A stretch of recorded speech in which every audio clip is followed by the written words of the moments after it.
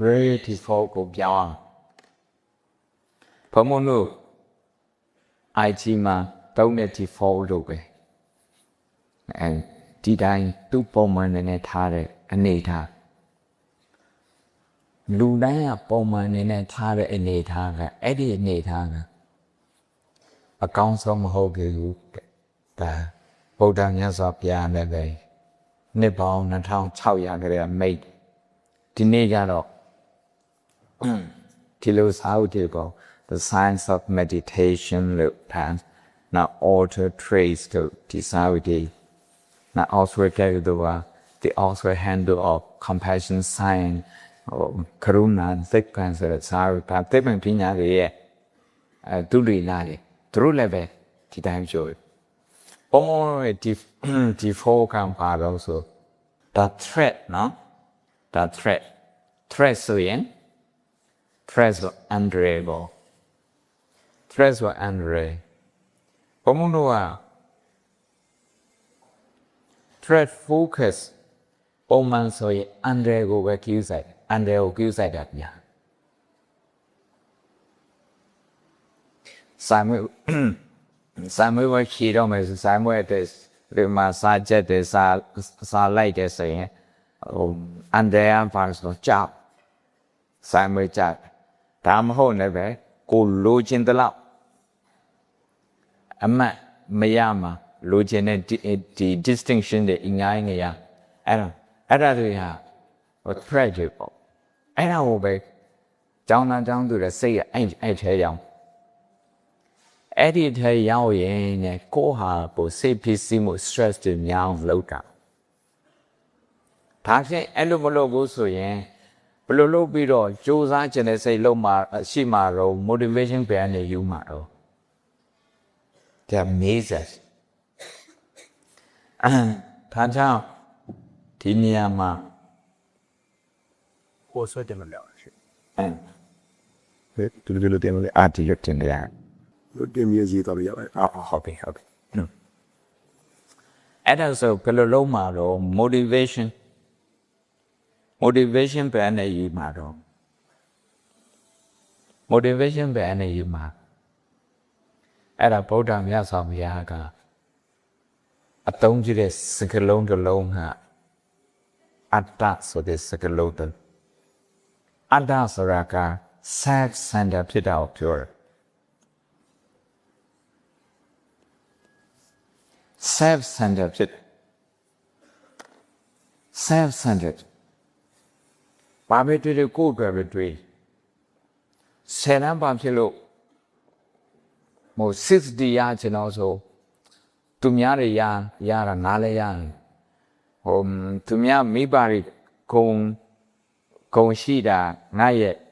မိဘတွေပဲဂုံရှိစီရတယ်ကိုယ့်အတွက်တွေ့တရားမကောင်းဘူးလားဆိုကောင်းတယ်တရားမကောင်းတာကောင်းဒါကလည်းဒီထက်ကောင်းတာရှိတဲ့ဆိုတော့ဒီနေ့သိက္ခာငါပြောပြီးခဲ့တဲ့နှစ်ပေါင်း2600ကအဲ့ဒါကိုဗုဒ္ဓမြတ်စွာဘုရားခလည်းမေးအဲ့တော့self center ဆိုကိုယ့်အတွက်ပဲတွေးတယ်အဲ့ဒီစိတ်ကိုပြောင်းလဲကိုယ့်အတွက်ဆိုအများအတွက်ပဲတွေးအဲ့ဒါ brain default ပြောင်းနော်ဘုံတို့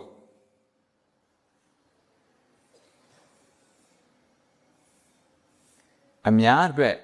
ပို့ပြီးတော့တွေးနေဆို philosophy အနေနဲ့ဆိုရင်တော့အနတ္တဆိုတာက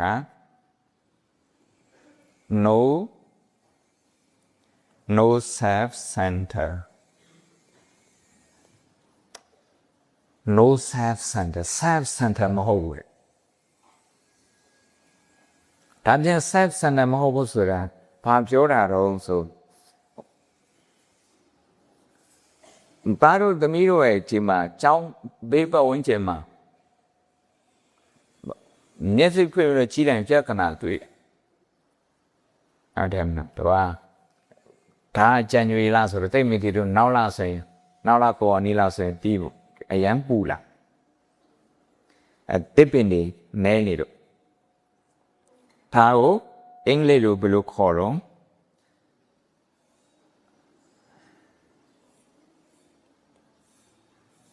global warming global warming global warming ခေါ်ဒီပြဿနာကိုဒီတိုင်းလိလိရှုမဲ့စားအဲ့ဒီပြဿနာကိုဒီပြဿနာကြောင့်ဒီမှာရှိနေတဲ့ကျောင်းသား800ကျော်နောက်ပြီးတော့ staff တွေ100ကျော်အကုန်လုံးထိခိုက်ဒါတို့ကအမိုးထဲမှာနေရတဲ့လူအမိုးထဲမှာမနေရဘဲနဲ့ဒီလိုသွားလာနေတဲ့ပြည်သူတွေသူတို့ဆိုရင်လည်းထိခိုက်အဲ့ဒီဒုက္ခကိုမျှပြီးတော့ခံစားလိုက်အဲ့လိုမျှပြီးတော့ခံစားတာကိုအင်္ဂလိပ်လို empathy လို့ခေါ် empathy ကိုချင်းစာ empathy ဖြစ်ကိုချင်းစာဒါမေတ္တာတရားကိုချင်းစာအဲ့လိုကိုချင်းစာပြီးတော့စာချက်ရင်နော်10တိုင်း6ပါအင်္ဂလိပ်စာကျမ်းမဲ့ဆိုရင် global warming အကြောင်းရေးထားတာဘာနဲ့ရေးထားတာအများဆိုအင်္ဂလိပ်လိုရေးထားအင်္ဂလိပ်လိုရေးထားအဲ့ဒါတွေ environmental degradation ဆိုဒီတဘာဝပတ်ဝန်းကျင်သူဆွတ်ရုပ်တဲ့ဟာအဲ့ဒီအကိုတွက်ချက်တာဘာလို့သင်ချတော့နော် physics chemistry biology အကုန်လုံးအသုံးဝင်ရော economics အကုန်လုံးအသုံးဝင်ရောအကုန်လုံးဒါဘောဘောကပြဿနာတစ်ခုတည်းကိုပဲတွေ့ဥပမာပြုပြီးတော့ပြောတယ် global warming တစ်ခုတည်းကိုပဲခံပြီးတော့ပြောတာမြန်မာနိုင်ငံလေးနဲ့ဘာပြောနောက်ထပ်ဘာပြဿနာကြည့်ချင်းခန့်အောင်ကဖြတ်လာတာteaching hospital လေသင်ကြားရေးဆေးရုံလေဆေးရုံတွေရှိတယ်ဆေးရုံမှာသွားကြည့်လိုအပ်တာတွေအများကြီးရှိလိုအပ်တာတွေအများကြီးရှိဆေးဘက်ဆိုင်ရာလားအသိဉာဏ်ပိုင်းဆိုင်ရာလားသူလေလာပိုင်းဆိုင်ရာလားဆရာဝန်တွေထပ်ဖြစ်ရမှာသူနာပြုတွေထပ်ဖြစ်ရမှာအဆောက်အဦတွေကြွရအဲ့ဒါဒူနာတွေနေကောင်းသွားပြီဆိုရင်သူတို့ကို rehabilitation ဆိုတာကအမ်ပြန်ရှိအောင်လုပ်တဲ့ဟာမှာသူတို့မိသားစုကိုအသိဉာဏ်ပေးရမှာလားဒီလိုယောဂါမျိုးမဖြစ်အောင်ပြည်သူတွေရဲ့လုံးကိုပညာပေးတဲ့ public health ဆိုတာအဲ့ပုံစံမျိုးအများကြီးရှိအလောမဲ့အများကြီးရှိအဲ့ဒါကြောင့်ဆရာဝန်ဖြစ်ခြင်းတဲ့အခါမှာသူများဆရာဝန်ဖြစ်ခြင်းတော့ငါဆရာဝန်ဖြစ်ခြင်းနဲ့အဲ့ဒီစိတ်ဆိုရင်တော့ဒီစိတ်က self center ဖြစ်နေဘာဖြစ်ငါဖြစ်နေတာကိုတခါတည်းကိုလှုပ်တဲ့လို့ကိုကြိုးစားမှုထဲမှာငါတွေနဲ့ပြည်နေရင်တဲ့ you can't connect with the person next to you ကိုနဲ့ကပ်နေတဲ့လူသူ့ရဲ့ feeling တွေ emotion တွေနဲ့ကိုဆက်ယူလို့မရအောင်မသိဘူးသူဝန်တာနေလားသူဝန်နေလေလားသူစိတ်ရင်းနေတာသူစိတ်ခံစားမကုန်ဘာဖြစ်လို့မသိအောင် self center ဖြစ်နေလို့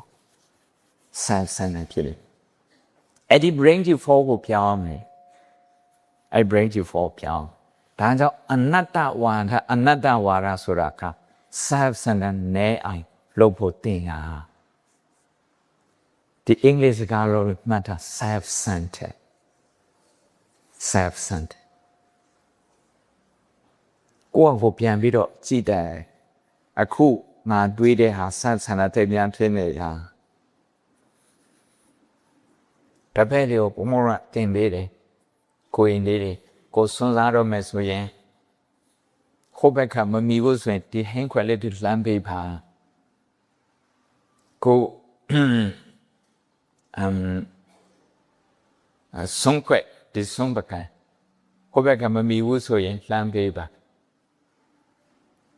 အများအတွက်တွေးတဲ့အကျင့်တွေလုပ်တာအဲ့တော့ဘယ်နည်းစားမှဆိုတို့เจ้าဆိုဒီကနေစား တို့เจ้าဆိုကိုဟိုကြော်ပြီးတော့ကြည့်လိုက်တို့เจ้าဒါမဲ့တို့เจ้าဆိုပြီးတော့ကိုကဒီเจ้าမှနေတဲ့ဟိုဘက်เจ้าလူတွေနဲ့ပြိုင်တဲ့စိတ်ထားရင်သူတို့ဘို့ခဏတော့ကပြောတဲ့ track ဆိုတာနီ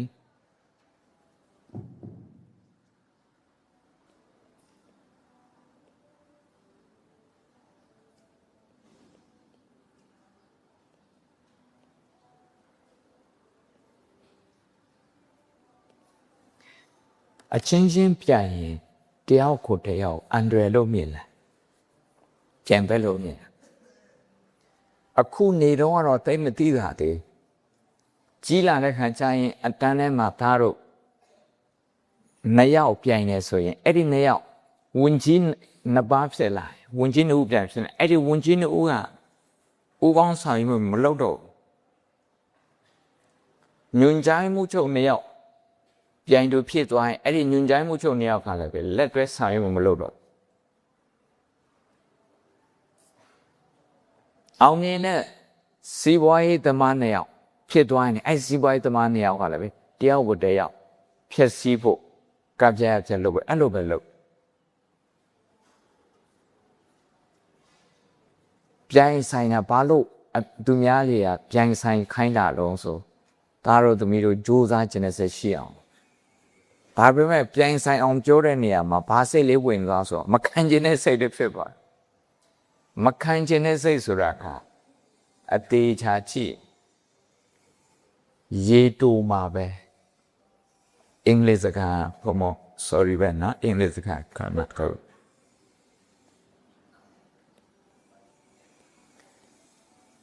ရေတူမှာတော့လူကို spur လုပ်တယ်ဆိုတော့လူကို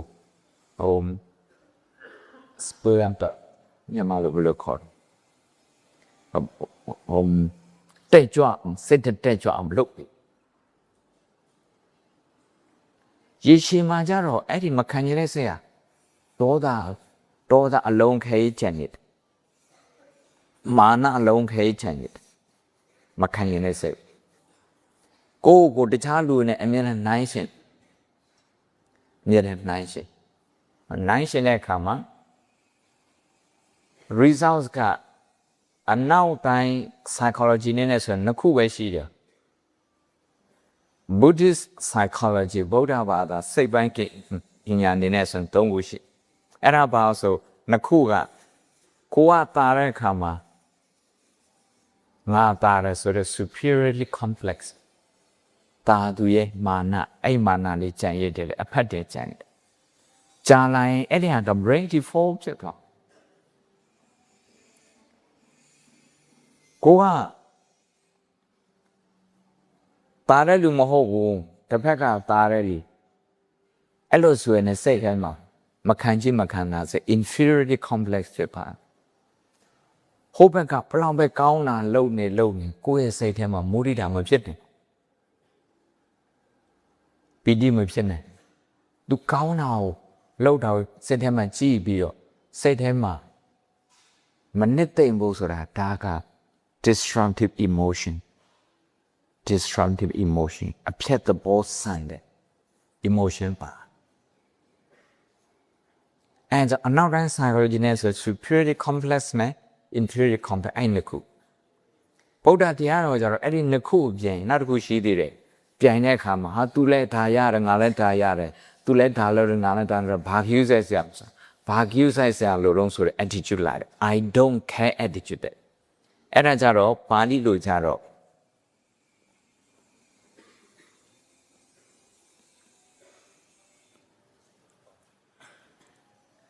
ပတိတမဲတဲ့တတိတာဆိုပဲတူတာအတူပဲဆိုရမယ်အတူပဲအတူဆိုတဲ့မယ်အဲ့ဒီမှဖြစ်မာနဖြစ်နေတဲ့လူနှစ်ယောက်ကြားထဲမှာဘယ်တော့မှသူတို့ပူပေါင်းဆောင်မှုမကောင်းဘူးလင်မယားဆိုရင်အဲ့လင်မယားကြားထဲမှာမာနဝင်သွားပြီဆိုရင်ခင်ဗျားကဝင်ငွေဘလောက်ရှိတယ်ကျုပ်ကဝင်ငွေဘလောက်ရှိတယ်ခင်ဗျားကကျောင်းမှာတော့ဘာပဲရတယ်ကျုပ်ကကျောင်းမှာတော့ဘာရတယ်ကျုပ်ကိုလူတွေကဘလောက်ထိ လေးစားတဲ့ခမည်းကိုဘလောက်ပဲလေးစားဟဲ့အဲ့ဒါမျိုးတွေရှောက်တွေးပြီးတော့စိတ်ကပြဿနာဖန်တီးတဲ့စိတ်ပဲဖြစ်နေရဲ့ brain default အဲ့ဒါကြောင့်ဒီနေ့သားတော်သမီးအဲ့ brain default ကိုပြောင်းရမယ်အဲ့ဒီ brain default ကိုပြောင်းတဲ့ခါကျတော့ကိုယ်တစ်သက်လုံးဆယ်တန်းနေမကဘူးတက်ကူတို့အောင်ပြီးတဲ့ချိန်မကဘူးတစ်သက်လုံးကိုယ့်ရဲ့အုံနောက်ကပြဿနာကိုဖြေရှင်းတဲ့အုံနောက်ဖြစ်နေတယ်ပြဿနာကိုဖန်တီးတဲ့အုံနောက်မဟုတ်ဘူးအဲ့လိုဖြစ်အောင်ဘာပြောင်းအောင်မတော့ brain default ပြန်မယ်ဘုံဗီဒီယိုကလစ်လေးတွေဟိုပြင်ထားတဲ့နိုင်ငံခြားဗီဒီယိုကလစ်လေးတွေပါဒါလေးတွေကြည့်အောင်ဒါနိုင်ငံခြားမှာဒီနီးကိုနော်ဒီဗုဒ္ဓရဲ့နီးကိုကြည့်ပြီးတော့ဗုဒ္ဓရဲ့နီးကိုကြည့်ပြီးတော့သူတို့ဒီ brain default စပြီးတော့ပြင်နေတယ်ဆိုတဲ့အခါဒီစာအုပ်က Siddhartha's brain ဆိုတဲ့တေရတမင်းသားရဲ့အုံနောက်တေရတမင်းသားရဲ့အုံနောက်ဒါသိပ္ပံမြတ်ရှင်တယောက်ကတရားထိုင်ပြီးတော့နောက်တခြားလူတွေတရားထိုင်တဲ့ဟာအဲ့ဒါကိုအဲ့သူတွေနာလေးကိုရေးထားတာတေရတမင်းသားအုံနောက်ကဘယ်လိုလုံးဆိုသူ့အုံနောက်ရဲ့ default ကိုသူ့ပြောင်းတာ brain default ဆိုတာတော့တေရတမင်းသားရဲ့ခေတ္တတော့ဒီဟာမပြောဘူးပေါ့ပြောတာကတော့ negative emotion အားလုံးကိုအမြင့်ပြုတ်အောင်လုပ်ပြီးတော့ positive emotion တွေနဲ့လုံးဝအစားထိုးထားတယ်အသက်35နှစ်နေပြီးတော့40အထိအဲ့ဒီ positive brain default တခုနဲ့နေတာအနတ္တဆိုတဲ့ brain default နဲ့နေတာအတ္တ brain default လုံးဝပြုတ်သွားတယ်ဒါကတော့ရှေးတုန်းကစကားနဲ့ခုစကားရောပြီးတော့ပြောလိုက်ရပြီလားlet's create a mindful school ဆိုတာကအနောက်ပိုင်းရဲ့အတန်းကျောင်းတွေမှာတရားထိုင်တဲ့ဟာလေးအဲ့ဒါလေးသိစေချင်နော်ဝင်နေထွက်လေရှူတယ်ကအနောက်တိုင်းမှာဝင်နေထွက်လေရှူတယ်နောက်ပြီးတော့ကိုယ့်ရဲ့ emotion ကိုသိအောင်ကိုယ့် emotion ကိုသိအောင်ကိုယ့်ဟာ awareness လေးတွေကြီးထောင်ထားတယ်အဲ့ဒီဟာကိုခြားတော့သူတို့အသုံးပြုတဲ့ဇာတ်ကားတတိဆိုတာကmindfulness တာကတတိတရားဒီစကားလေးခဏတွေ့ရတယ်ဒီက let's create mindful school တတိတရားအားကောင်းတဲ့ကျောင်းတည်ထောင်အောင် Okay, Becky. When I do a mindful activity, it feels very quiet and calming and centered, like I'm the only person in the room. Schools are places where there's a lot of noise, there's a lot of conflict, a lot of dysregulated nervous systems. When they come in the morning, we do mindful practice, and sometimes they come upset or tired, but they know that they can find calmness in their breathing. It helps them to focus. Sometimes, like when people bother me a lot, I'll be like a less calm student. I have a lot of anger. What if we just created a space where we could take a moment to really come back to what's most important? Mindfulness is like where you go to a quiet space and focus on your breath and what's around you. Just look for another way to cool down when you're mad. When I can't figure out the answer to a question on the test, I get really stressed sometimes, but then I stop and then I notice what I'm doing. That pause impacts our well-being, but it impacts how we react and respond. I say, okay, right now I'm feeling very angry. I need to calm down. And then I say, I can do this and repeat it one time. Maybe I just need to count down from 10.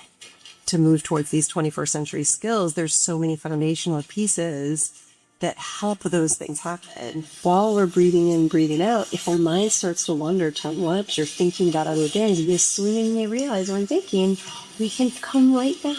It's like we're getting our minds right, just staying right where we are. Mine is like it wandered off to like a place that's calm and peaceful. Oh, wow. How cool. It felt great. It's a way for us to approach supporting children's social emotional development. Kids need to be taught skills really intentionally. Mindfulness has helped me just kind of slow it down a little bit and just be really present for parents, for students, acknowledging teachers' needs. Teachers have a lot of stress. Mindfulness I have that practice and become better teacher. Having the calmness at the kids' needs to solve the problems, to being able to learn better. By starting with the adults in the community, we're helping a whole community that impacts our ability to listen and to relate to other people and have empathy, build resilience and confidence in kids, which is so powerful. When I do mindfulness, I feel calm and I have confidence. When I do mindfulness, I feel calm and steady. If everyone in the world practiced mindfulness, it would be more peaceful and they wouldn't be as afraid to express themselves and tell themselves to calm down. If everybody used it, there wouldn't be element conflicts.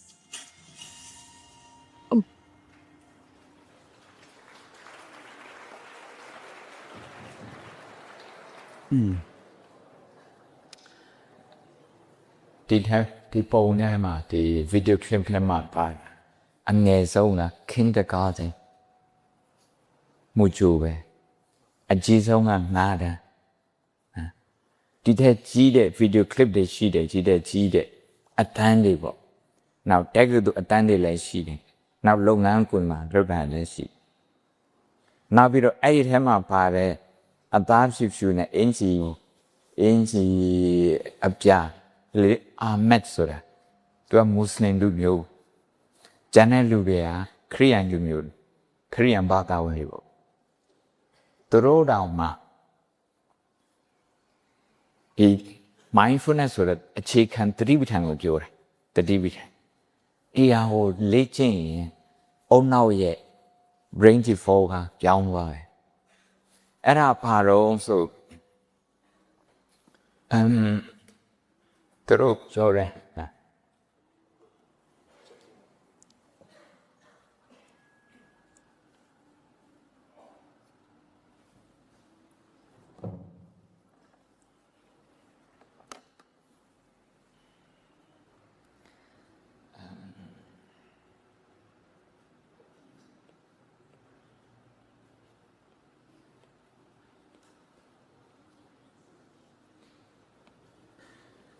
နံပါတ်1က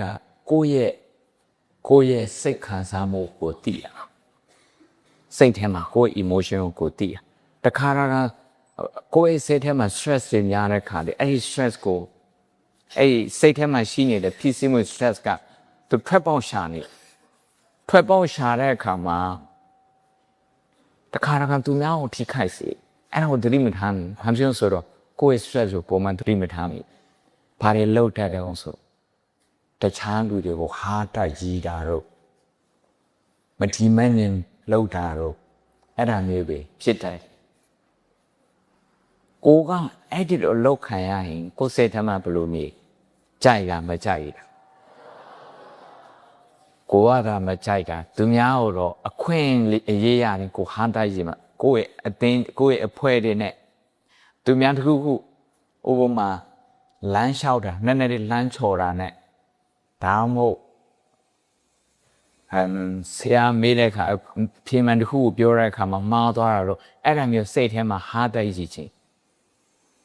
ဘာလို့လဲဟာတိုက်ရင်ဆိုကိုယ့်ရဲ့ brain default ကအရန်ကို stress များနေပြီးတော့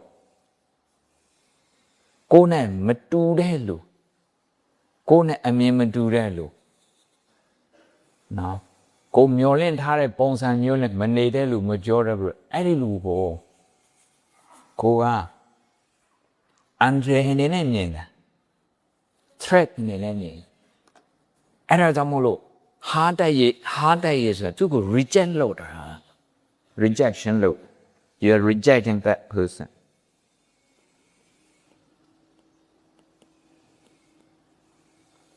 ဒါတတိထားဒါတော့ဟိုမျိုးအတန်းကြောင်းလုံးမှာနေရာတိုင်းမှာဖြစ်တယ်နေရာတိုင်းမှာဖြစ်တယ်ဒါ stress တွေများလို့ဖြစ်တယ်အဲ့ဒီဟာမျိုးဖြစ်ရင် ကိုကြီးလာတဲ့အခါမှာကိုယ့်ရဲ့သားသမီးကိုပြန်ပြီးတော့ဆုံးမဒါလေးတော့မလုပ်နိုင်ဘူးလားဆိုတဲ့negative အပြောနဲ့ပြောတဲ့ပုံစံမျိုးတွေဖြစ်တယ် negative ဖြစ်တဲ့လူကလောကကြီးကိုဒီဆောက်တဲ့လူထဲမှာမပါဘူး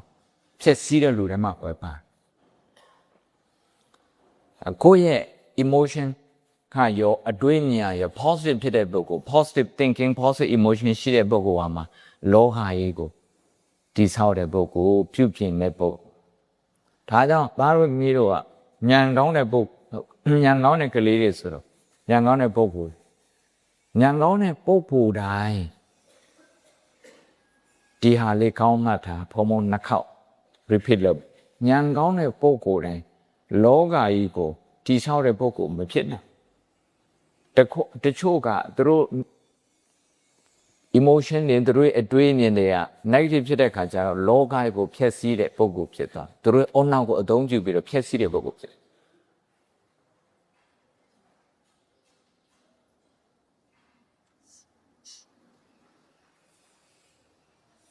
Bangkok Post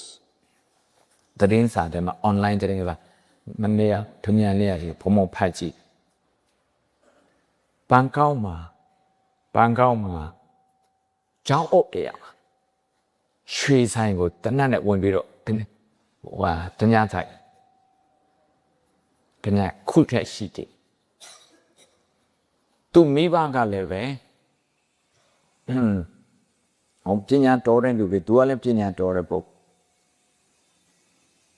အဲ့လိုသွားလို့နောက်ပြီးလူပနေအောင်တော့3ယောက်4ယောက်ဟာမျိုးကတဲ့ဆုံးရှုံး IQ တော့ကောင်းတယ် IQ ကောင်းတယ်ဒါပေမဲ့ EQ ဆိုတာဒီ EQ ဆိုတာ emotional quotient ဒီဟာမတော်တဲ့တဲ့ကြောင့်မလို့လောကကြီးကိုလှပအောင်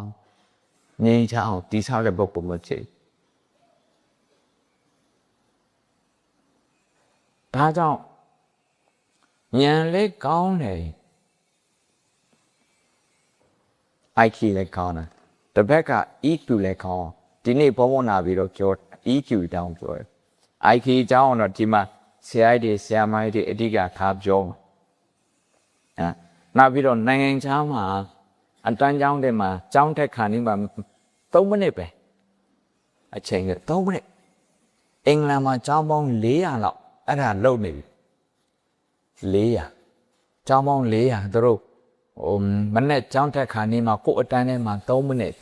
တရားထိုင်နေဝင်လေထွက်လေကြည့်တယ်အဲ့ဒီအချိန်မှာကိုယ့်ရဲ့စိတ်ကညစ်တယ်ဆိုရင်စိတ်ညစ်တာလေးကိုလက်ခံလိုက်တယ်ကျင်းဝင်လေထွက်လေပြန်ကြည့်တယ်ဆိုအစင်းညစ်တဲ့ဟန်သူ့ရဲ့ impact ကမဲပါတယ်တိတ် powerful ဖြစ်တော့အဲ့လိုဖြစ်တဲ့ခါကျတော့အတန်းထဲမှာတယောက်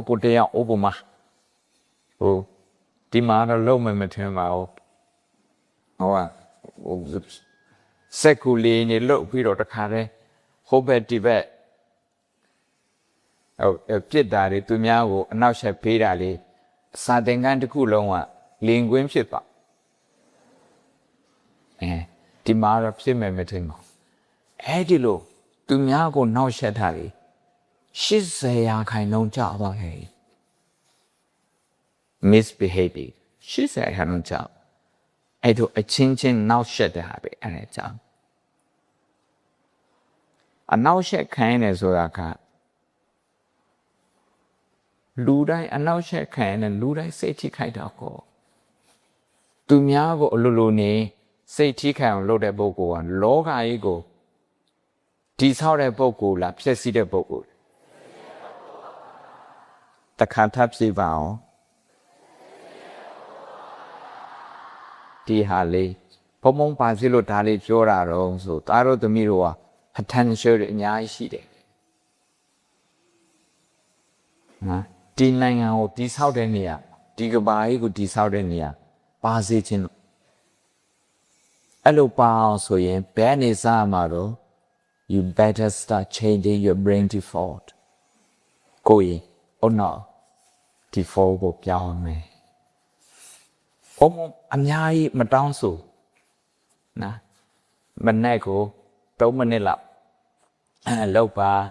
ညအရာဝင်ကနေမှ3မိနစ်လောက်လောက်ပါဆိုဒီနေ့ကို6မိနစ်အဲ့6မိနစ်ကအုံနောက်ကိုပြောင်းလာပြောင်းနေစီနေ့တိုင်းလောက်ပါနောက်ပြီးတော့စာကြက်တဲ့နေရာမှာလည်းပဲဘုံတို့ stress ရဲ့ဒဏ်ကိုအများကြီးခံနေတယ်အခုနောက်ကြည့်မဲ့ video clip ပဲဒီကြောင်းနေပြောရင်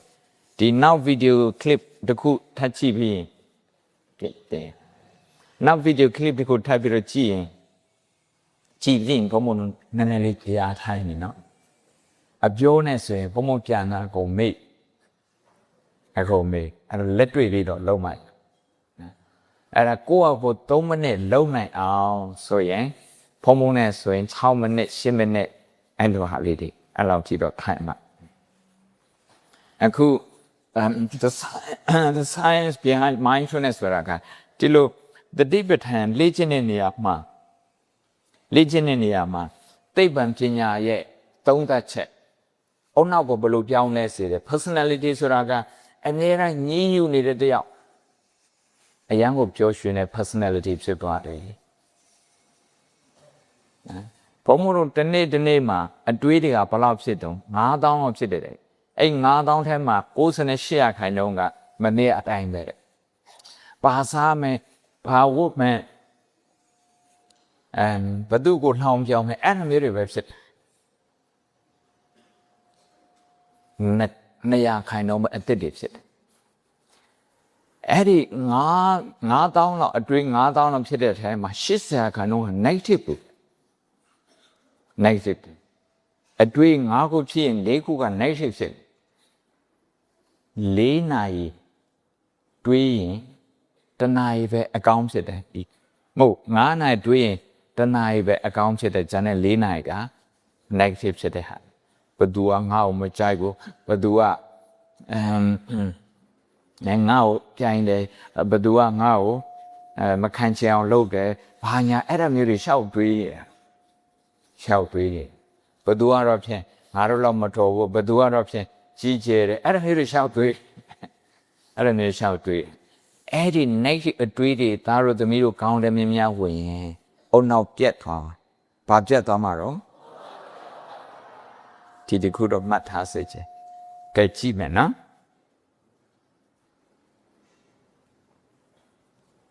Meditation is an ancient technique that trains the brain for the power of concentration. It's like a gym workout through running.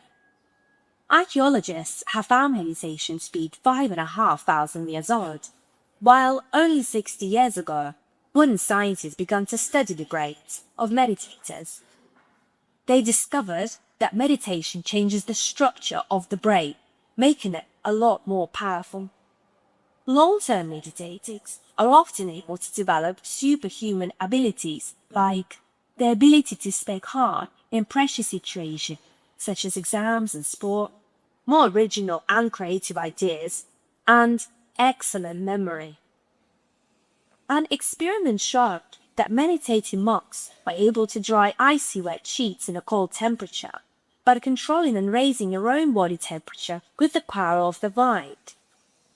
To understand how meditation affects us, let's look at the most recent discoveries about the brain.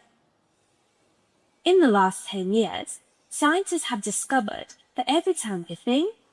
feel, or learn something new, a neural connection appears in our brain.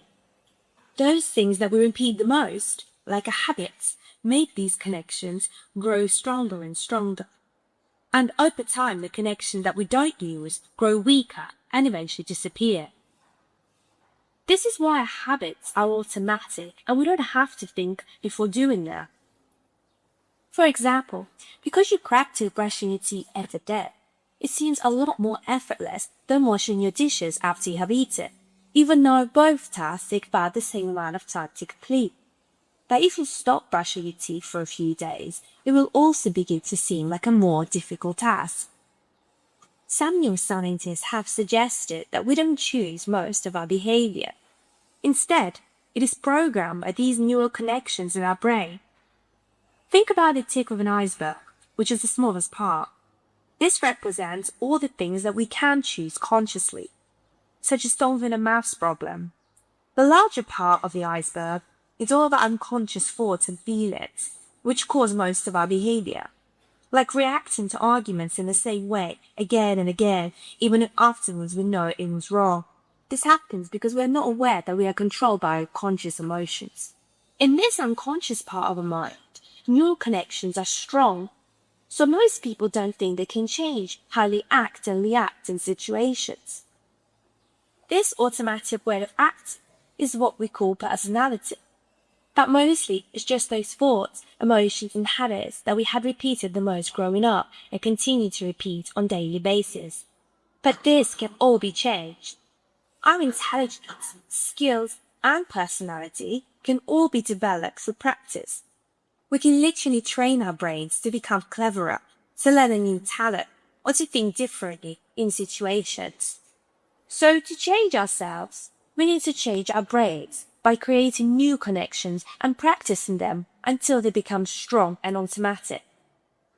This means that stuff that we find hard now will become easier and easier the more we practice it. Think back to when you struggled to read. It would take you a while to get through a sentence, and now it's automatic. You don't need to stop and think about how to read words you already know. You just do it.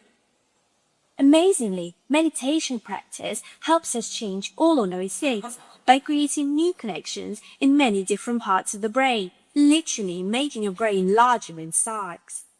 So, how do you practice meditation? Well, it's really simple. All you have to do is concentrate on your breathing and allow thoughts and feelings to come and go. With continuous practice, your skills of attention, concentration, and awareness significantly increase. But it's actually quite hard to concentrate on your breath and nothing else. This is because on average, we have about 50,000 thoughts each day. 98% of those thoughts are the same thoughts as we had yesterday, and 80% of those thoughts are negative. Stress, worry, and irritability is a direct result of those thoughts, which are either regrets about the past, which we can no longer change, or worry about the future, which hasn't even yet happened. But we experience stress and worry in the present moment, causing us to behave in very unhelpful ways. The more we worry, the better we become at worrying, which is a negative habit. Overthinking leads to continuous stress, and continuous stress leads to mental health issues such as anxiety and depression. Meditation has been shown to decrease the size of the amygdala, which is the fear center of our brain, and this is where all our negative emotions and thoughts come from. Also decreases the level of stress hormone, cortisol, which overall means that you can deal with stressful situations a lot better. During meditation, you also learn the skill of how to watch your thoughts and emotions without reacting to them. This means that with continuous meditation practice, you can significantly change your behavior and even your personality. This can help you to achieve your personal goals because you're less likely to procrastinate or worry about other people's opinions about you. Scientists are still discovering all the other benefits of meditation, such as its ability to make you more creative, better at learning and remembering things, increasing self-confidence, and making you kinder towards other people around you. Leaders of big companies, athletes, and even pop stars use meditation as a way of training their minds. And the NHS now use meditation to treat a variety of mental health issues. It's even been shown that meditation is more effective than using drugs. Not bad, hey? For saying all you need to do is sit still for 20 minutes, close your eyes, and concentrate.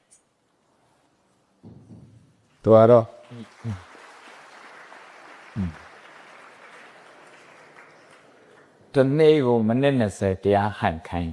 ဒီထမ်းတခြား program တွေရှိပါလေတနေ့ကို3မိနစ်5မိနစ်ဟဲ့လို့ထိုင်တာတွေရှိအဲ့တော့ဒီနေ့ဘုံတင်တွေးမှာကဒီနေ့ကို3မိနစ်လောက်ဟိုထိုင်တယ်အဲ့ဒါပို့ပြီးတော့5မိနစ်လောက်ထိုင်နေဆိုရင်တော့ပို့ပြီးတော့ အချိန်ကိုရင်းနှီးမြှုပ်နှံရင်ရလကကိုများပေါ့အဲ့ဒါကုအခုသူပြောင်းတာကသူပြောတာဒီအုံနောက်ထဲမှာ neuro connection တွေသူပြတယ် neuro connection တွေ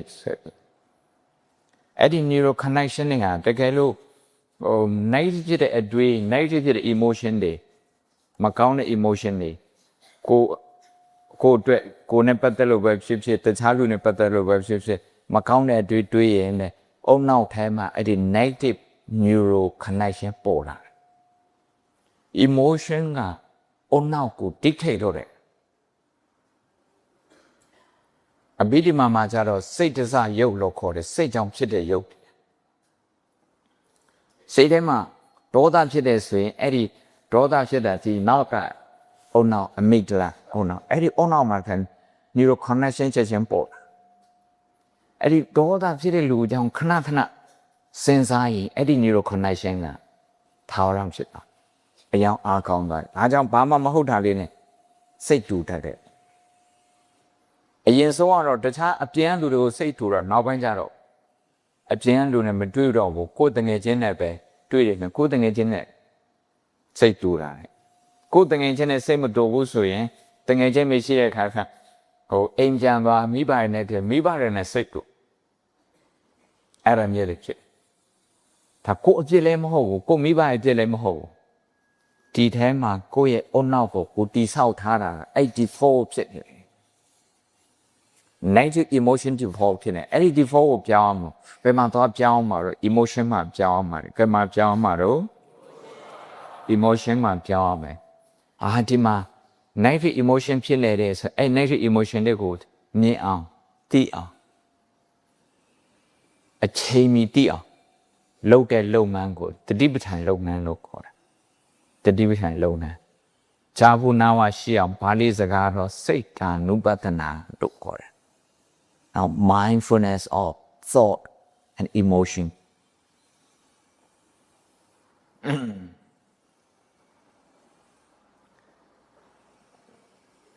ဒီ brain default က negative ဖြစ်ပြီဆိုရင် I can't do it, I can't change ဆိုတော့မဖြစ်နိုင်ဘူးဆိုတော့အတွေးပဲဝင်ဘာဖြစ်လို့အဲ့လိုဖြစ်တာဆိုသူရဲ့ brain default ကအဲ့လိုဖြစ်နေဒါပေမဲ့အဲ့ဒီဟာပြောင်းလဲနိုင်တယ်ဘာနဲ့ပြောင်းလဲနိုင်ဆို mindfulness ဆိုတာနေတတိနဲ့ပြောင်းလဲခဏတော့ကကောင်းမလေးတယောက်ဒီလိုကောင်းရုပ်ကုတ်ပြီးတော့ I can't change it မလုပ်နိုင်ဘူးဒါမလုပ်နိုင်ဘူးဆိုပြီးတော့ negative အတွေး negative thinking တွေဝင်တရားထိုင်ပြီးတဲ့ခါကျတော့လက်ချင်းတစ်ဖက်ညောင်းပြီးတော့ I can change အပြောင်းလဲနိုင်တယ်လုပ်နိုင်စိတ်ဓာတ်တွေအယံကိုတိုက်ကြွပါတယ်အခုဖုန်းပြောနေတဲ့ဟာကအင်္ဂလိပ်စကားတွေအများကြီးထည့်ပြီးတော့ပြောတယ်အင်္ဂလန်က video clip တွေယူပြီးတော့ပြရဲဆိုအမှန်ကတော့သူတို့တင်တဲ့ဟာကဘယ်မှာသင်တာဟောဘုံတို့ရဲ့မြန်မာနိုင်ငံမှာရိတ်တာပေါင်း1000ရှိတယ်အဲ့ဒီရိတ်တာ1000ထဲမှာသင်နေတဲ့ဟာသူတို့ကဟိုယူပြီးတော့သူတွေနာလောက်တာသူတွေနာလောက်တာအဲ့ဒါကြောင့်ဒီတရားထိုင်တာလေးလုပ်ကြည့်မယ်နော်တရားထိုင်တဲ့ပုံစံမျိုးထိုင်ပါတက်တာထိုင်ပါတင်ချင်းခွေထိုင်ပါတင်ချင်းခွေထိုင်ပါတင်ချင်းခွေထိုင်နောက်ပြီးတော့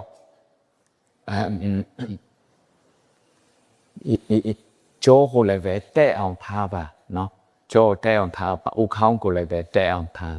အသက်ရှိတဲ့နေရာမှာအထောက်အကူဖြစ်အောင်အသက်ရှိတဲ့နေရာမှာအထောက်အကူဖြစ်အောင်နောက်အသက်ရှိပုံရှိနေတာဒါတို့တမီးတို့လွယ်ကူအသက်ရှိနိုင်ဟာရေးတာဝင်ပြီးသားသူတွေလည်းရှိကောင်းရှိနိုင်အဲ့ဒီလိုဆိုရင်ကိုရှိတတ်တဲ့ပုံစံမျိုးနဲ့ရှိလို့ရတယ်မဟုတ်ဘူးဆိုရင်ဒီနေ့ဘုံတင်ပေးတဲ့ဟာပဲစမ်းကြည့်လို့ရတယ်ဘယ်လိုရှုမှာတော့ဆိုဝင်နေရှုတဲ့အခါမှာတေနေတော့အဲ့ဒီလိုစိတ်ခမ်းမှရေးတွက်လိုက်ပါပြီးရင်အသက်ကိုအောင့်ထားလိုက်အသက်ကိုဘလောက်အကြာအောင့်ထားမှာဆိုတေနေတော့အဲ့ဒီလိုအဲ့လောက်ထိအောင့်ထားတာတင်းနေတော့ ပြီးရင်အသက်ပြန်ပြီးတော့ရှူထုတ်ပါရှူထုတ်တဲ့အခါမှာ3 2 1ပြောင်းပြန် reverse နော်အဲ့ဒီလိုဟိုစက်တမန်ရည်တွက်မယ်နော်ဝင်လေဘယ်လိုရည်တွက်မှာတော့အသက်ရှိအောင်တော့အသက်ရှူထုတ်တော့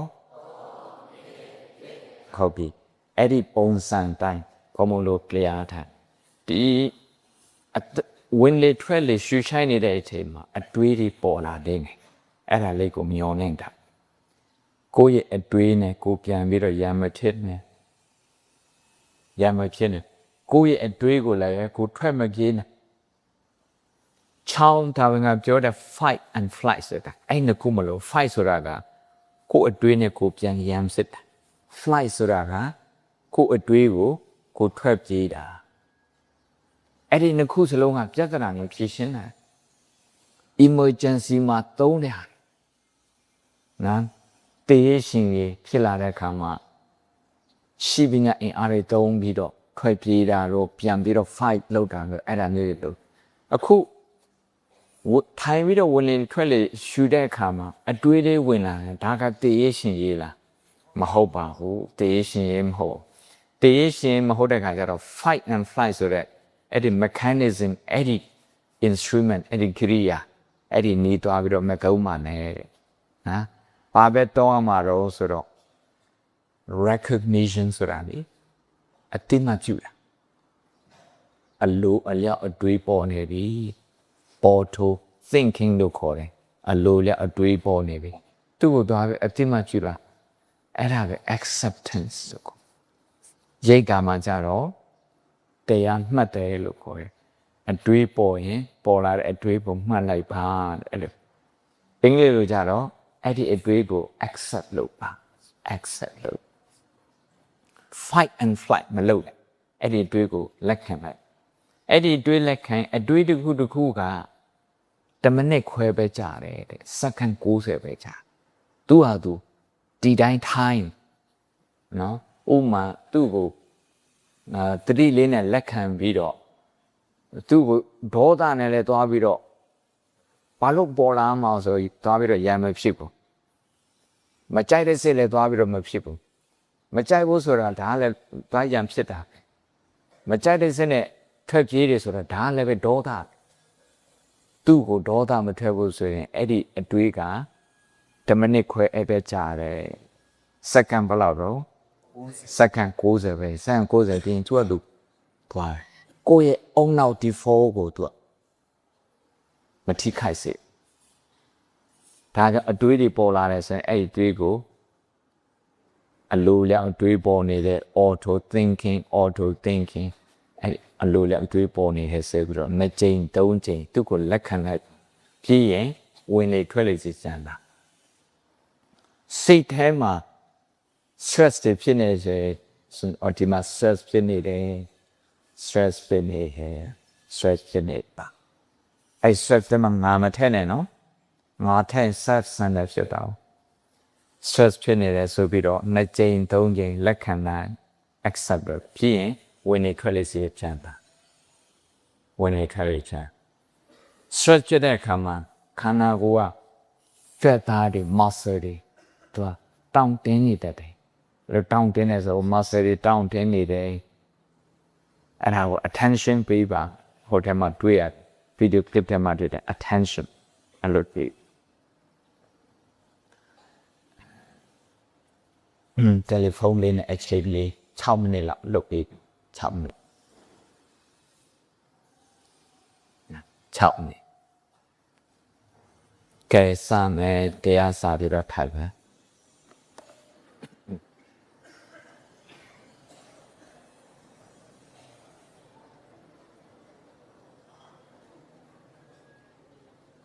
ထုံးတာ6မိနစ်6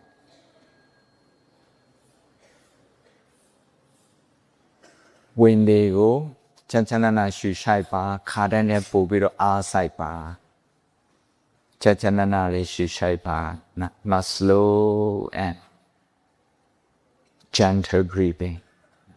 ညင်ညင်သာသာရှူဆိုင်ပါခါရမ်းနဲ့ပို့ပြီးတော့ရှူဆိုင်ပေးပါ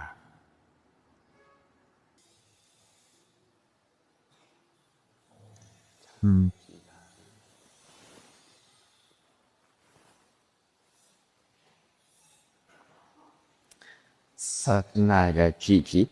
ဟိုဘူး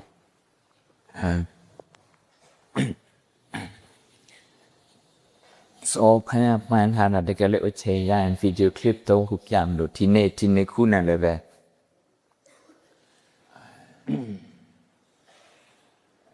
မုံပြောချင်တဲ့ message ရပါနော်ပုံပြောချင်တဲ့ message ဒါပဲအဓိကတော့မြန်မာနိုင်ငံမှာနှစ်ပေါင်းထောင်ချီပြီးရှိလာဒီတရားဟဲ့လေဒီကိုအနောက်တိုင်းမှာသုံးနေပြီသုံးနေရမှာ scientific approach နဲ့ scientific approach နဲ့အနောက်ရဲ့ brain ကြီးသောပြောင်းနေအများစုကဖြစ်တဲ့ brain default ကိုပြန်ပြီးတော့ပြောပြမယ်အဲ brain default ကအကြောက်တရားဟိုပဲအိုင်စိုက်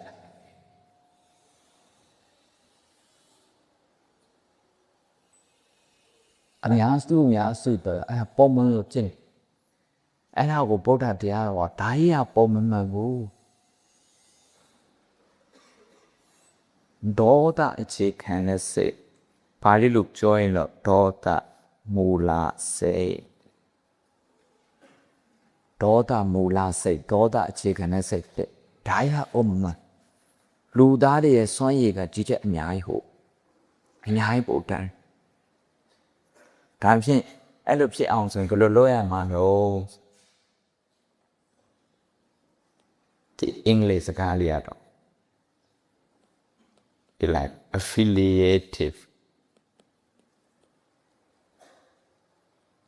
affiliative focus ဆိုတာလေ affiliative focus ဆိုတာက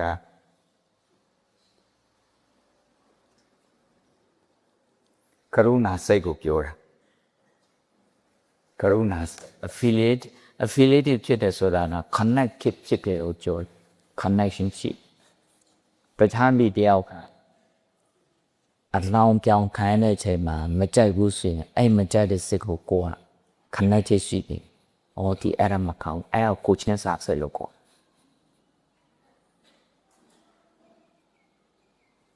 ကဒီ6လုံးထွက်ချင်နေဆိုရင်ကိုယ့်ရဲ့ဆန္ဒကိုပိုသိတယ်။အကောင်လုံးဒီ6လုံးထွက်ချင်တဲ့လူတွေကြီးပဲ။အဲ့ဒီသူတို့ရဲ့ဆန္ဒအဲ့ဒါကိုသိတာအဲ့ဒါကိုလေးစားဒါကြောင့်နေ့စဉ်ကိုယ့်အဟိုဒီလို3မိနစ်တရားခံရင်ဒီเจ้าမှာနေတဲ့10တန်းဒီအားလုံးเจ้าသားเจ้าတွေအားလုံးဒီ6လုံးထွက်ပါစေအဲ့ဒီလိုစိတ်ဖြစ်ရင်အဲ့ဒါကိုမေတ္တာစိတ်လို့ခေါ်မေတ္တာပို့တယ်လို့ခေါ်အဲ့ဒီစိတ်ဖြစ်တဲ့เจ้าသားကသူ့ရဲ့ stress ကချက်ချင်းကြောက်လူတိုင်းဒီလိုဖြစ်တယ်နောက်တစ်ခုကအာဒီမှာငါစာကြရတဲ့ stress တွေများလိုက်တာတခြားလူတွေလည်းပဲဒီလိုပဲ stress တွေများမှာပဲအဲ့ဒီအတွေးဝင်မှာငါကလည်းပဲဒီ stress တွေကင်တွယ်နိုင်ပါစေ stress management ကောင်းပါစေငါလူကျောင်းသားကျောင်းသူတွေဒီကျောင်းမှာရှိတဲ့ကျောင်းသားကျောင်းသူခါလို့မတဲ့ stress တွေနည်းပါစေအဲ့ဒီလိုစိတ်ဖြစ်လာတယ်အဲ့ဒီစိတ်ကို2ချိန်3ချိန်4 5ချိန်သူခေါင်းထဲမှာ repeat လုပ်ရင်အဲ့ဒါမေတ္တာပေါင်းလို့ဖြစ်ပါမေတ္တာပွားရတာကိုယ်ကျောင်းနေမကားပဲတခြားကျောင်းတွေကကျောင်းသားကျောင်းတွေလည်းပဲသူတို့မှဒီလိုပဲငါတို့လိုပဲ stress တွေများသူတို့မှလည်း stress တွေနည်းပါစေ stress ကိုကန်တွယ်နိုင်ပါစေ stress ကိုကန်တွယ်နိုင်တဲ့နည်းလမ်းတွေတွေ့ပါစေဒီဆန္ဒဖြစ်ရင်ဒီဆန္ဒကလောကကြီးကိုဖျက်ဆီးတဲ့ဆန္ဒလားဒီဆောက်တဲ့ဆန္ဒဒီဆောက်တဲ့ဆန္ဒအဲ့တော့ဒီနေ့ရစားရမယ်နော်ဒီနေ့ကနေစားရမယ်ဒီနေ့ရကနေစားရမယ် it has to begin here and now အဲ့ဒါပဲကဲအချိန်နဲ့စီးရဆိုတော့ဘုံမေခွန်းတစ်ခုတော့ဖြည့်ပေးမယ်အမျိုးသားတွေကတစ်ခုအမျိုးသမီးတွေကလည်းចောင်းသူတွေကတစ်ခုဘုံဖြည့်ပေးမယ် တူတူလေးဖြေခဲ့မိကုနေရှိနေထားမိ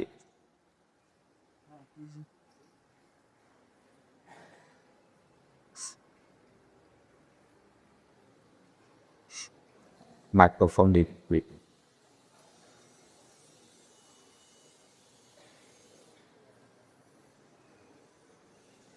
ဟိုနောက်မှာထင်နောက်မှာထင်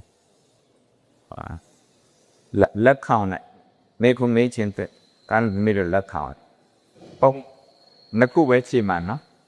အချိန်မရ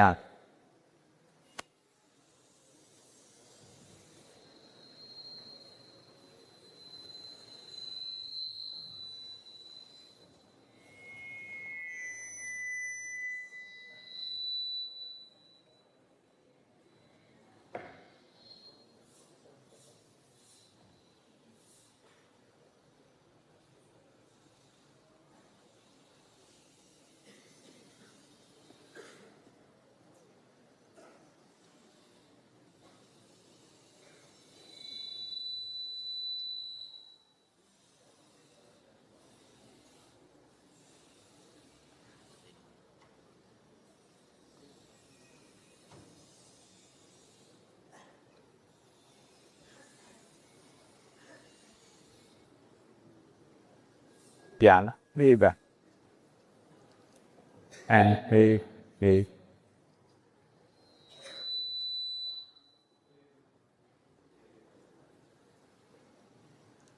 ရအဲ့မှာနေလို့မေးလို့ရမှာနဲ့လာဖို့ရ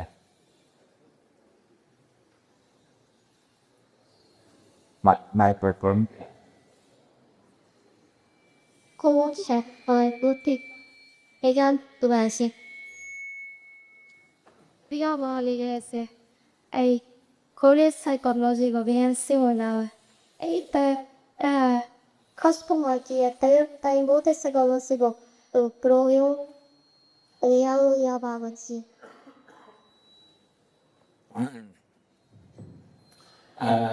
Buddhist psychology ကဘာသာရဲ့အစ်စ်ဘာသာအစ်စ်ဘာသာနဲ့ဒီအဘိဓမ္မာကတော့အဘိဓမ္မာညမှာသုတ်တန်ထဲမှာက psychology ကပါပြီးတာဒါမဲ့ကုန်းမလို့ကအနောက်တိုင်း psychology မသိတဲ့ခါတော့ဒီဟာက psychology မှမသိခဲ့အခုတော့အနောက်ဘက် psychology နဲ့ဗုဒ္ဓဘာသာ psychology နဲ့ဖုတ်ကွဲပြီးတော့တဲ့ဥမာတောင်ကြီးဗုဒ္ဓတဲ့တို့မှာဘုံမော department ကိုအင်းရလို့ရေးတဲ့စာအုပ်တွေလည်းညာတယ်နေစီ Amazon စာအုပ်ရှာပြီးတော့ကြည့်တာပေါ့တိ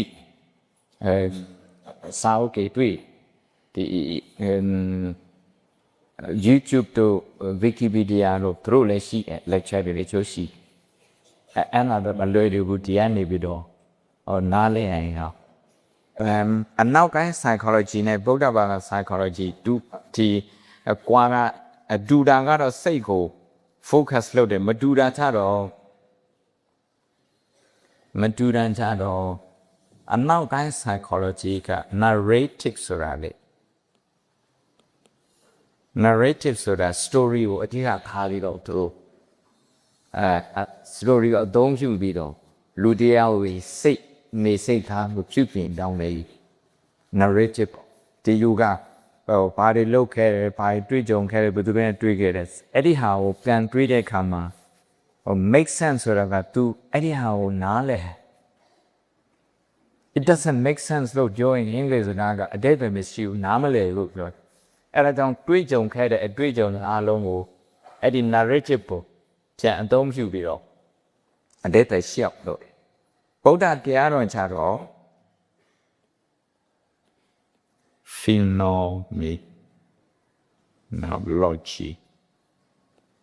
phenomenology ဆိုတာက narrative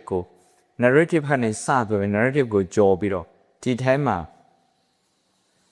တကယ်ဖြစ်တဲ့စိတ်ရဲ့သဘောတရားစိတ်ရဲ့သဘာဝတရားကပါတော့ phenomenology ဆိုစိတ်ရဲ့သဘာဝကိုဘုံဘုံတို့စကားနဲ့ပြောရင်တော့ပရမတ်တရားခေါ်တာ narrative ဆိုတာကပညာကိုပြောတာအဲ့ဒီဟာတွေကိုစေကုသနီးအနေနဲ့ဖြစ်အောင်လုပ်ထားတာရှိဒါဆိုရင်ဗုဒ္ဓဘာသာရဲ့ နီးကိုယူပြီးတော့ကရုဏာအခြေခံတဲ့ psychology လို့ compassion based therapy ဆိုတော့ဒါလေးတွေလုပ်ခါဒါကတော့အနောက်နိုင်ငံမှာတော့ PhD ထိလုပ်လို့ရတယ်ဆိုပြီး UUPN နေစားတော့ဟုတ် PhD လို့နော်ဘုံဘောနိုင်မှာကြာမတိုက်ကတူတွေကအဲ့ဒါတင်ပေးနေတယ်ကလပ်ဆွေပြတယ်ครับနောက်မေကနောက်တစ်ယောက်မေးတာအမျိုးသားတွေကမေးတာဒီမှာ3ယောက်လက်မြောက်3လက်မြောက်တယ်ဆိုတော့ဆရာတွေပဲရွေးပေးပါ Say, internet, oh, you man, hey, police psychology, go, hey, your motor, we, a look cheap, a tick, oh, a look, I look, I have, look, ပထမဆုံးဒီလိုသမီးတို့နားမှာရှိတဲ့အဘိဓမ္မာသင်တန်းလေးအဲ့ဒီအခြေခံသင်တန်းလေးအရင်တက်တာအဲ့ဒါဆိုသမီးက Buddhist psychology တက်တဲ့ခါအလွယ်လေးဖြစ်ပါကောင်းဒီရှေ့မှာဟုတ်မနင်ကျောင်းသားလေးတွေ3ယောက်လက်ညှိုးထောင်းနေ4ယောက်လက်ညှိုးထောင်းနေအဲ့ဒါဆရာတွေပဲရွေးပေးပါကောမတော့မရွေးတော့ဘူးညလိုက်ရချင်းမှာဆို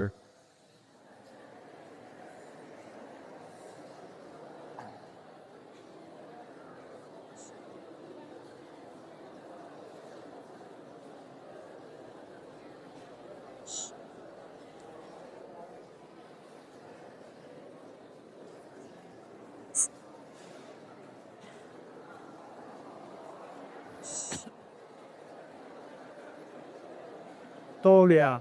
我都别那种起码写那个我啊，而且冇为我是吧？嗰老师咧，一啲人咯，開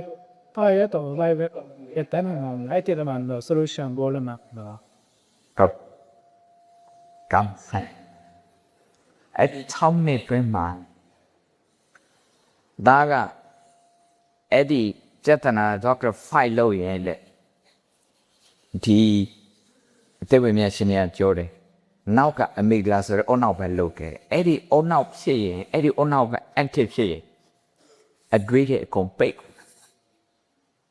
5လို့ရဆိုတော့ဒေါသကိုပြောတာစက်တနာကိုဒေါသနဲ့ဖြည့်ရှင်းနေတယ် accept လုပ်တယ်ဆိုတာဘာပြောတာအတိမတ်ပြုတာကိုပြောတာအဲ့ဒီပြဿနာကိုသူ့အရှိကိုရှိတဲ့အတိမတ်ပြုအဲ့ဒါကို accept လုပ်တယ်လို့ပြောတယ်မြန်မာကပြောတဲ့လက်ခံတယ်ဆိုတာက तू ကဘာမှမဟုတ်ဘဲနဲ့ဒီတိုင်း passive နေတာကိုပြောတယ်အဲ့ဒီအတွေ့အကြုံအဲ့ဒီဒီမှာ psychology မှာပြောတယ်လက်ခံတယ်ဆိုတဲ့ဟာက तू ကအရှိကိုအရှိတိုင်းပထမဆုံးမြင်အောင်ကြည့်တာအဲ့ဒါကိုပြောတယ်တချို့ကြတော့အရှိတိုင်းမြင်အောင်မကြည့်ဘူးကိုယ်အတွေးတွေနဲ့ရောပြီးဘသူကငါ့ကိုမကြက်လို့ဒီလိုဖြစ်တာဘာညာအဲ့ဒါမျိုးတွေဟိုဒေါသတွေနဲ့ကြည့်တဲ့ခါကျတော့ညီဒီ balance ဖြစ်အောင်မကြည့်နိုင်ဘူးကိုယ့်ရဲ့ချွေရင်းချက်ကိုမမြင်ဘူးဘာပဲဆိုတော့ဟိုဘက်ကအပြစ်ကိုပဲဒေါသနဲ့ကိုယ်ကြည့်နေတာကိုအဲ့လိုဖြစ်တဲ့ခါကျတော့ပုံမှုတို့ရဲ့အတွေးအမြင်ကဆဲလို့ကြည့်ဖို့တယ်ကြည့်တယ်ရအဲ့ဒါကြောင့် accept လုပ်လိုက်တယ်ဆိုအော်ဒီပြဿနာဖြစ်နေတယ်ဒီပြဿနာဖြစ်သူများလည်းဖြစ်တယ်ဒါကြောင့်ဒီပြဿနာကိုဒီပြဿနာကလူတိုင်းကိုချိခိုင်နေတယ်ငါ့ကိုလည်းချိခိုင်နေကကိုကရုဏာဟာတဲ့ရဲ့ဒီပြဿနာကိုဖြေရှင်းဒေါသနဲ့ဖြေရှင်းတော့ကရုဏာနဲ့ဖြေရှင်းပြဿနာဖြေရှင်းနိုင်ခြင်းနဲ့တူတူပဲကရုဏာနဲ့ဖြေရှင်းတဲ့ရှေ့ကရှိတဲ့အုံနောက်အလုပ်လုပ်တာသူကြတော့ hippocampus cord anterior cingulate cortex ဆိုတဲ့ရှိတယ်သူကအလုပ်လုပ်တယ်ဆိုရင်တော့ safe and delay နေတဲ့ calming ဖြစ်တယ်ဆိုတော့ဒီ video clip ထဲမှာလည်းကျွန်တော်နောက်ပြီးတော့ creative ဖြစ်လေအနောက်ပိုင်းဆိုင်ရာအနေကြည့်နေအဲ့တန်းပြောတာဗုဒ္ဓအနေနဲ့ပြောရင်နောက်မှာဒေါသဖြစ်တဲ့စိတ်ကဒေါသနဲ့ပညာနဲ့ကအတိညာနဲ့ကလုံးဝအတူတူမဖြစ်ဘူးဒီရှေ့မှာရှိတဲ့ကရုဏာကြတော့သူကပညာနဲ့အနည်းတန်းစစ်တာတတိတရားကပညာနဲ့အတူတူဖြစ်တာဒါကတော့အဘိဓမ္မာမှာသုံးတဲ့စကားလုံးတွေပေါ့စိတ်ရှင်နဲ့စေတရှင်နဲ့ဘယ်လိုစေတသိက်ဖြစ်ရင်တတိဆိုတဲ့စေတသိက်ဖြစ်ရင်တခြားပါစေတသိက်လေးဖြစ်သေးတယ်ဆိုတော့အဲ့ဒါက Buddhist psychology မှာသုံးတဲ့ဟာပေါ့ကဲတလောက်ဆိုရပြီနော် အချိန်နဲ့ကုန်သွားပါပြီကဲရေးဆက်ချကြမယ်အခုတော့အဆုချအေးရအဲ့လိုကပ်ပြ